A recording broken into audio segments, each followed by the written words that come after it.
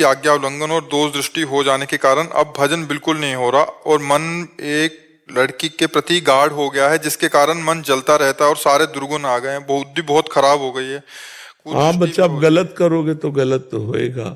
अब जवान अवस्था आ रही, इधर उधर माता बहनों की तरफ गंदी दृष्टि करोगे तो पतन तो हो ही जाएगा। हमारी बात मानो तो भाई सुधर सकते हो, बात ना मानो, मनमानी आचरण करो तो बात नहीं बनेगी। और देखो, ये माताओं बहनों की तरफ गंदी दृष्टि ये बहुत पतन का कारण है, बहुत पतन का कारण है।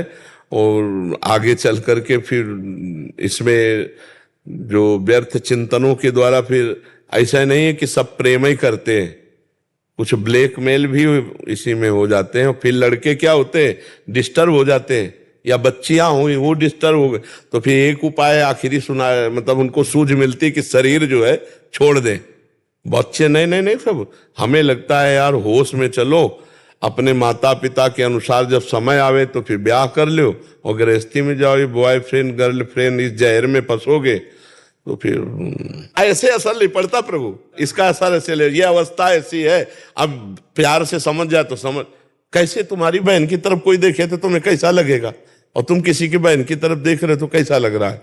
अरे जब हम कह रहे हैं कि जवान हो गए, माता पिता हैं, उनकी भी जिम्मेदारी है। तुम्हारा कहीं कोई मित्रता ऐसी बन जाए तो अपने माता पिता से सूचना दे, उनको समर्पित करो अपनी दोनों बातें, और दोनों जगह पवित्रता से हो तो पाणी ग्रहण संस्कार करके अपना घर गृहस्थी बसाओ, वो तो ठीक है। ये गंदी प्रवृत्तियां जो चल गई, बेविचार प्रवृत्ति।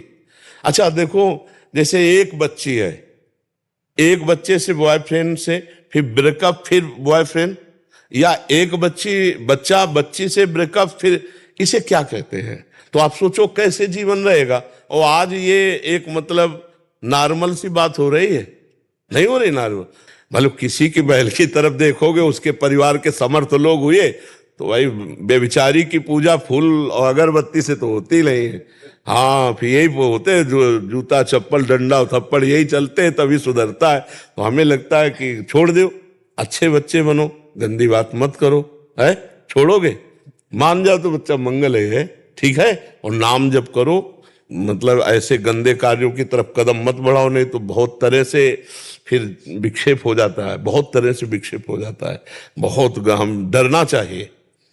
ये जो पुरानी परिपाटी बहुत अच्छी परिपाटी थी कि घर के बड़े बूढ़े सदस्य सब जाके वर देखे या कन्या देखे, और पूर्व शास्त्रीय पद्धति से मिला के फिर ब्याह होता था।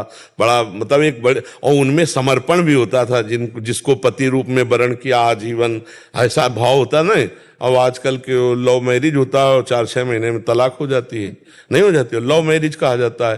तो हमें तो लगता है आधुनिकता जो फैल गई है बेविचार की, इसको छोड़ना चाहिए। ये इसमें पवित्रता नहीं।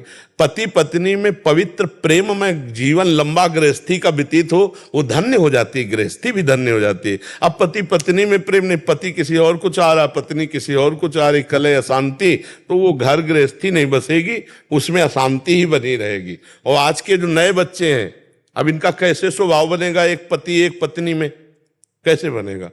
जब 14 जगह ब्रेकअप हो चुका है तो कैसे एक पति को, उसमें भी ब्रेकअप आएगा ना, उसमें भी ब्रेकअप आ जाएगा जीवन में। तो हमें लगता है ये हमारी भारतीय पद्धति नहीं है, इसको छोड़ना चाहिए और हमें धर्म पूर्वक चलना चाहिए।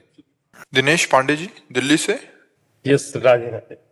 राधे राधे महाराज जी, जब सारी दुनिया सोती है तब जोगी जागता है, जब सारी दुनिया जागती है तब जोगी सोता है। महाराज जी, इस बात का जिसमें सारी दुनिया सोती है उसमें योगी जागता है, और जिसमें योगी जागता है उसमें सारी दुनिया सोती। किसका प्रश्न है?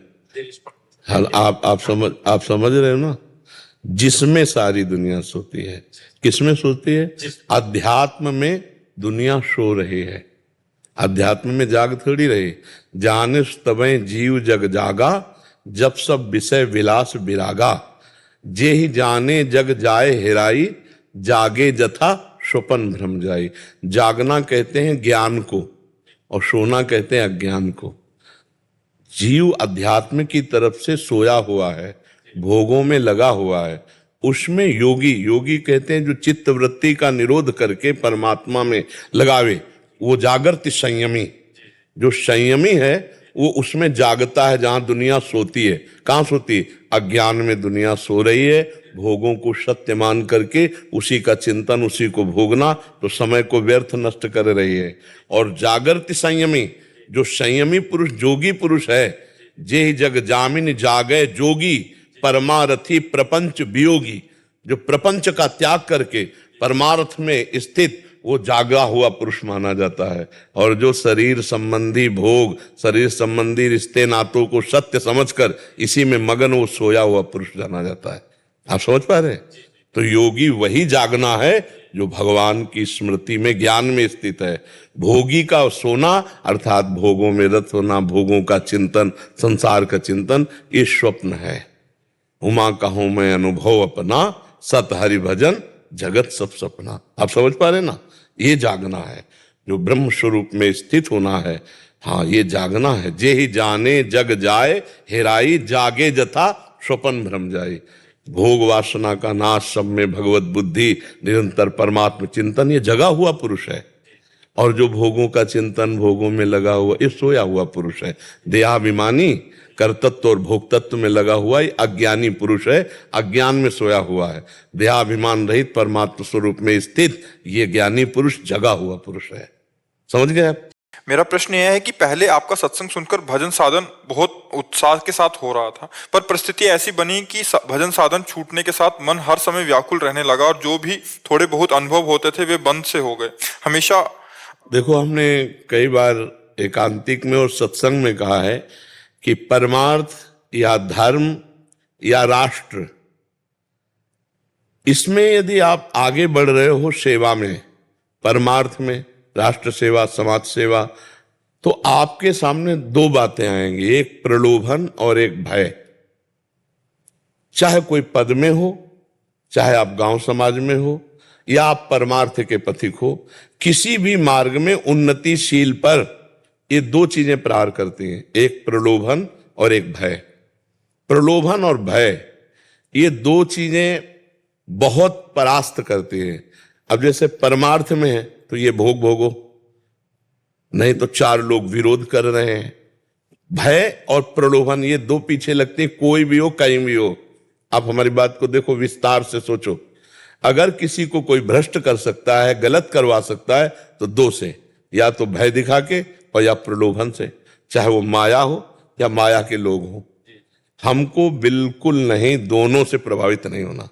जैसे कहा जाता है हम भजन कर रहे थे, परिस्थिति आ गई, परिस्थिति, दो ही परिस्थिति होती हैं, या प्रलोभन की या भयावह। अब पूरे को जांच लो, पूरे को जांच लो, इसी दो में मिलेंगी। तो हमको ना प्रलोभन में किसी भोग के आना है और ना किसी भोग के नष्ट होने में भयभीत होना है।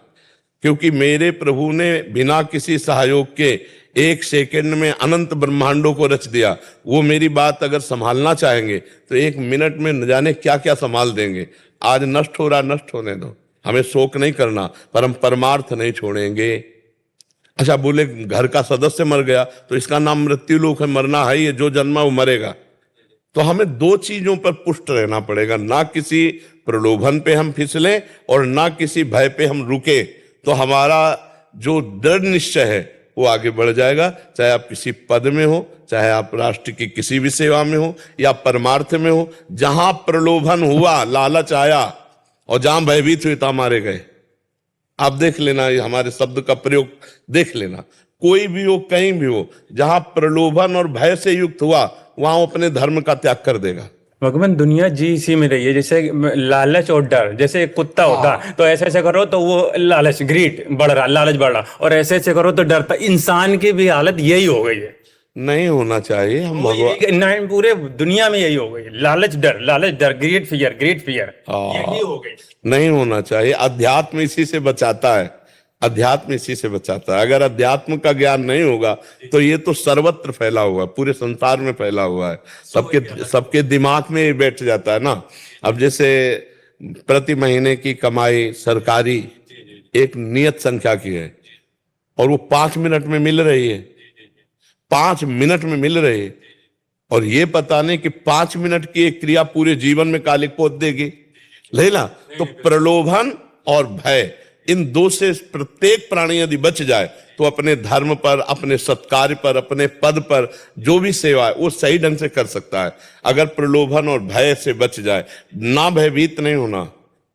जो विदना ने लिख दिया छठी राव के अंक, और राई घटे न तिल बढ़े रहुरे जीव निशंक।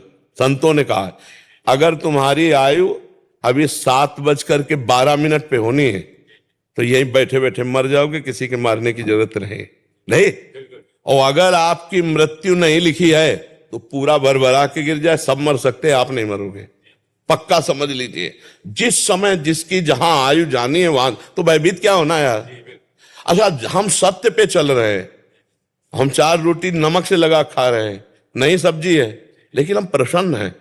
और अधर्म से अगर हम रबड़ी खाएंगे ना तो भयभीत रहेंगे और बहुत प्रकार के क्लेश आ जाएंगे। तो भय और प्रलोभन से यदि ना परास्त हो तो भगवत मार्ग या साधन मार्ग या जो आपको राष्ट्र सेवा में, आप कहीं परास्त नहीं होंगे। तो जिसका अभी प्रश्न था वो देखे, प्रलोभन या विपत्ति भय, उसी में लड़खड़ा जाते हैं। कौन सी परिस्थिति थी जिसमें लड़खड़ा गए, क्या परिस्थिति थी? राधे श्याम बाबा, पहले हम वहाँ पे गीता वाटिका में रहते थे, तो वहाँ से हट के दूसरी जगह पे चले गए, तो वहाँ पे वहाँ पे संत सानिध्य में भजन साधन ठीक से चलता था, उनकी कृपा। आप गीता वाटिका जैसे पवित्र स्थान से क्यों हटी? वहाँ पे परिस्थितियां ऐसे बदल गई। ये तो आगे जाके वो परिस्थिति बदल गई ना। परिस्थितियों से साधक थोड़ी भागता है, परिस्थितियों से लड़ करके स्थिति प्राप्त करता है। भगवान हमें परिस्थिति ही इसीलिए देते हैं कि हम विजय को प्राप्त करें, हम मजबूत बने। जैसे अपना चेला पहलवान है और यहाँ मारने से ऐसे किया तो जो गुरु पहलवान है वो 500 बार वही मारेगा, क्योंकि यहां पक्का हो गया ना, तो कहीं भी बाहर जाकर फेल नहीं होगा। तो भगवान अपने दास को जिस बात से वो डरता है, जिस परिस्थिति से भयभीत होता है, उसी में पक्का करते हैं उसको।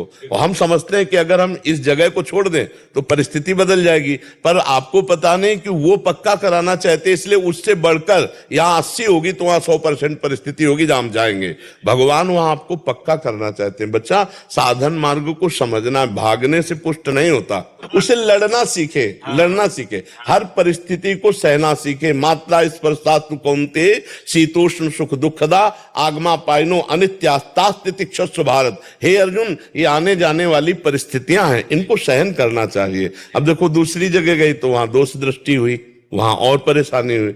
100 में कोई बिरला ऐसा होगा जो अपने मन और इंद्रियों से लड़के भगवान को प्राप्त करना चाहे, कोई दृढ़ निश्चय अलग। तो गीता वाटिका मुझे लगता है कि भगवान के परम प्रेमी भाई जी से हनुमान प्रसाद पोद्दार जी, पूज्य राधा बाबा, तो वहां जैसे एक मैया जी हैं, हाँ कमल दीदी, तो इन लोगों के सानिध्य में तो आपका पवित्र जीवन व्यतीत होता, क्योंकि वहां प्राय साधक अच्छी कोटि के। तो हमें कुछ वहां गड़बड़ लगा क्या तुम्हें? नहीं महाराज जी, वहाँ पे सत्संग छूट गया तो यहाँ पे अलग वहाँ एक भागवतिक वातावरण मिलता था, तो फिर वो छूट। नहीं नहीं नहीं नहीं, मेरी प्रार्थना है कि समय बहुत विचित्र है, इसलिए एकांत हो जाइए, शांत हो जाइए, भीड़ भाड़ से बचिए और किसी ऐसे जगह आश्रय लीजिए जहां कोई बाधा नहीं। मुझे लगता है गीता वाटिका में कोई बाधा नहीं, क्योंकि ऐसे महापुरुषों का वो सुरक्षित स्थान है और वहां सखी भी भजन करती है।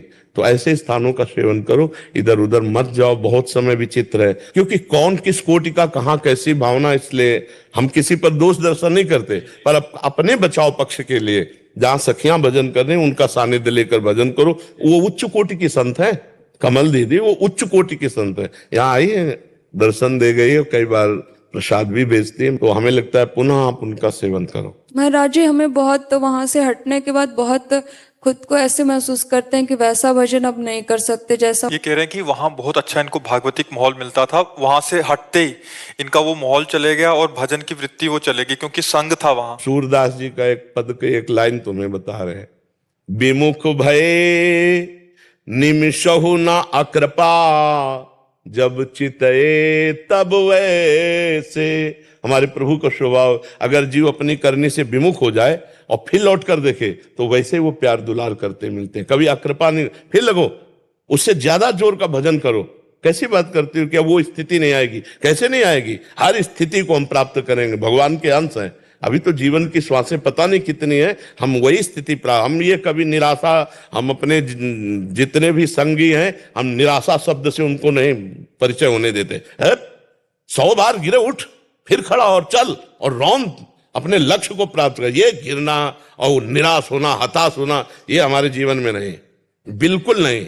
हर कष्ट है, बढ़ते रहो, कदम आगे बढ़ाते रहो, बिल्कुल राइट। किसी भी तरह से परास्त न होना। बुखार है तो भी चलो, हमको पकड़ो, 2 लोग ले चलो, हमको नहीं, हम हमारी दिनचर्या, हमारा भगवान है, हम अपनी दिनचर्या में बिल्कुल ऐसे इसमें जिद्दी स्वभाव, इसमें परिपक्व स्वभाव, इसमें मिट जाने का स्वभाव, ऐसे तपते हुए तवे पे बैठाल कर तप्त बालू डाली जा रही, क्लेश दिया जा रहा है गुरु अर्जुन देव जी को। कहे तेरा किया मीठा लागे तेरा किया मीठा लागे। कहीं किंचन मात्र भी अपने धर्म पर, अपने इष्ट पर कहीं भी थोड़ा भजन बना, उसी आनंद को हम नहीं, थोड़ा नहीं, अगाध समुद्र आनंद भगवान है, जो आनंद सिंधु सुख राज, हम उसे सिंधु को प्राप्त करेंगे। हम बिंदु में तृप्त होने वाले नहीं। छोटी छोटी सिद्धियां, छोटी छोटे आनंद, छोटी छोटी बातें ऐसे झाड़ू लगा के बाहर की जाती, तब आगे बढ़ा जाता है। अब उस आनंद के लिए हम तड़प रहे हैं, नहीं, हम उससे ज्यादा आनंद प्राप्त करेंगे।